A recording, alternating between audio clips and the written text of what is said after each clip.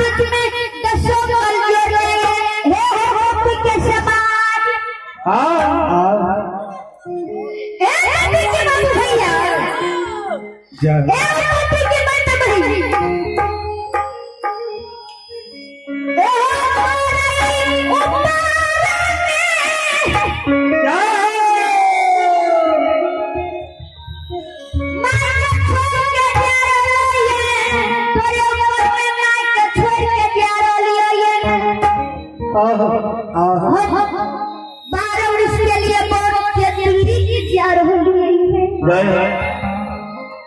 हमरा माय के तीन बनवर बीत गेलै ये एक बनवर बाकी छै कहे के माय मार के त सात मार के फड़की लागो माय के उधर दक्षिण के तैयारी है कि दिया है हर हर से कुछ टिकरा दी मार दिस के लिए हम बदली जा रही है आया भाई मंडप कलाकार आया है मंडप कलाकार को सुन गई क्या है रमेश बाबू को है क्या बच्चे डांस की खिलाड़ी हो गए हमारी पार्टी का अच्छे बहुत बड़ी बनाओ है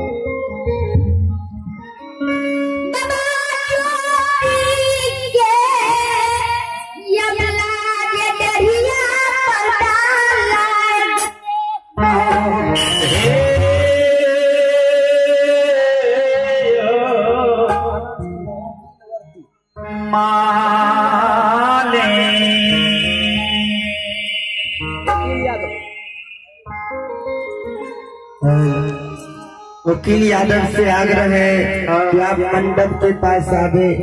आपको बुला रहा है। वकील यादव से आग्रह है कि आप मंडप के नजदीक आवे, आपको बुला रहा है।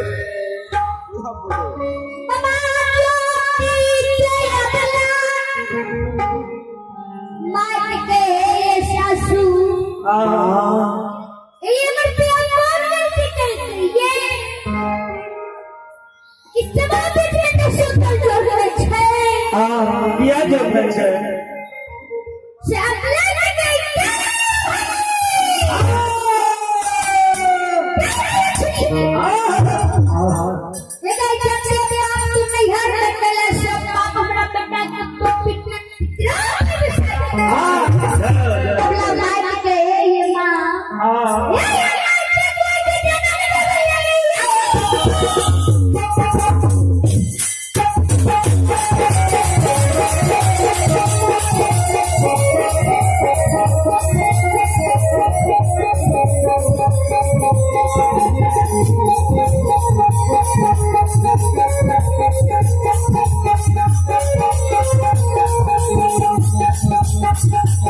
Yeah.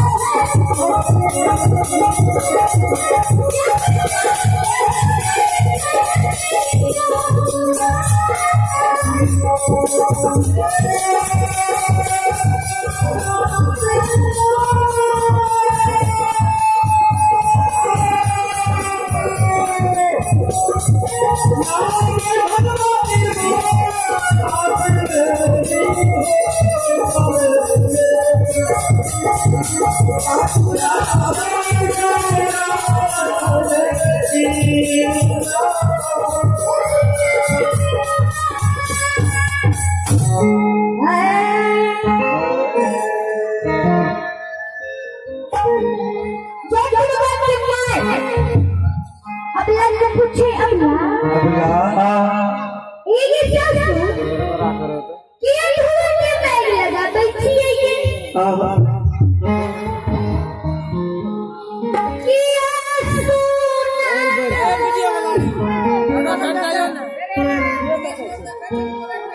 क्या सुना